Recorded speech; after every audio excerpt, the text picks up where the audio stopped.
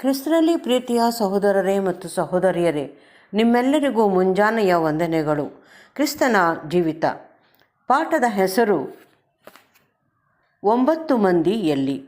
ರೀಪ್ರಿನ್ಸ್ ಪುಟ 5453, ಪುಟದ ಸಂಖ್ಯೆ 75-76.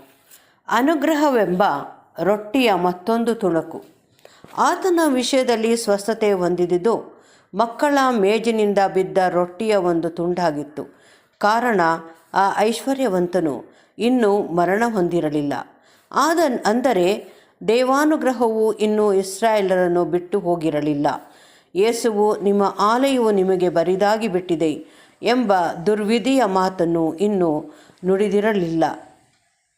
ಅವರ ಮನೆಯು ಬರಿದಾಗಿ ಬಿಟ್ಟಂದಿನಿಂದ 3.5 ವರ್ಷಗಳವರೆಗೆ ದೇವಾನುಗ್ರಹವು ಇಸ್ರಾಯೇಲರಿಗೆ ವೈಯಕ್ತಿಕವಾದ ಅನುಗ್ರಹವಾಗಿ ಮುಂದುವರೆದಿತ್ತು.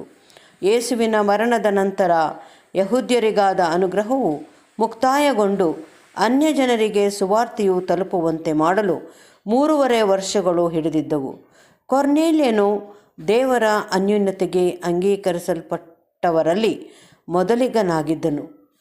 ಹಿಂದಿರುಗಿ ಬಂದವನು ಸಮಾರ್ಯದವನಾಗಿರುವುದಕ್ಕೆ ಬದಲಾಗಿ ಯಹೂದ್ಯನಾಗಿದ್ದಲ್ಲಿ, ಯೇಸುವು, ಬಾ, ನಿನ್ನ ಶಿಲುಬೆಯನ್ನು ಹೊತ್ತುಕೊಂಡು ನನ್ನನ್ನು ಹಿಂಬಾಲಿಸು ಎಂದು ಹೇಳಿ ತನ್ನ ಶಿಷ್ಯರಲ್ಲಿ ಒಬ್ಬನಾಗುವುದಕ್ಕೆ ಆತನನ್ನು ಆಹ್ವಾನಿಸುತ್ತಿದ್ದನೆಂಬುದರಲ್ಲಿ ಸಂದೇಹವಿಲ್ಲ.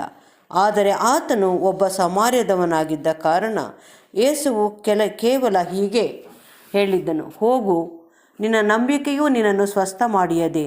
ಹೇಗೋ ಕೃತಜ್ಞತೆಯುಳ್ಳ ಆ ಸಮಾರ್ಯದವನನ್ನು ಕರ್ತನ ಅನುಗ್ರಹವು ಹಿಂಬಾಲಿಸಿ ಹೋಗಿತ್ತೆಂಬುದರಲ್ಲಿ ಸಂದೇಹ ಪಡಲು ನಮಗೆ ಸಾಧ್ಯವಿಲ್ಲ. ಮತ್ತು ಅನ್ಯಜನರಿಗೆ ದೇವರ ರಾಜ್ಯದ ಬಾಗಿಲು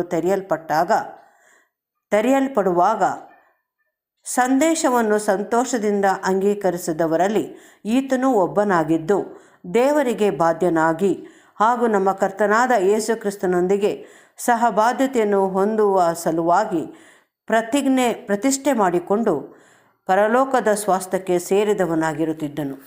ನಿನ್ನ ನಂಬಿಕೆಯೇ ನಿನ್ನನ್ನು ಸ್ವಸ್ಥಪಡಿಸಿಯದೆ ಎಂಬ ನಮ್ಮ ಕರ್ತನ ಈ ಮಾತುಗಳನ್ನು ದೈವಶಕ್ತಿಗೆ ಬದಲಾಗಿ ಮನುಷ್ಯನ ನಂಬಿಕೆಯು ಅವನನ್ನು ಸ್ವಸ್ಥಪಡಿಸಿರುವುದೆಂದು ನಾವು ಅರ್ಥ ಮಾಡಿಕೊಳ್ಳುವುದಿಲ್ಲ.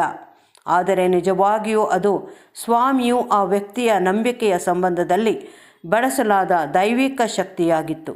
ದೇವರ ಶಕ್ತಿ ಹಾಗೂ ಆ ಮನುಷ್ಯನ ನಂಬಿಕೆಗಳು ಆತನನ್ನು ಗುಣಪಡಿಸಲು ಸಹಕರಿಸಿದ್ದವು.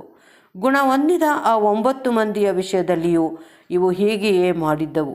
ಅವರು ಸಹ ನಂಬಿಕೆಯನ್ನು ಹೊಂದಿದವರಾಗಿ ಸ್ವಸ್ಥರಾಗಿದ್ದರು.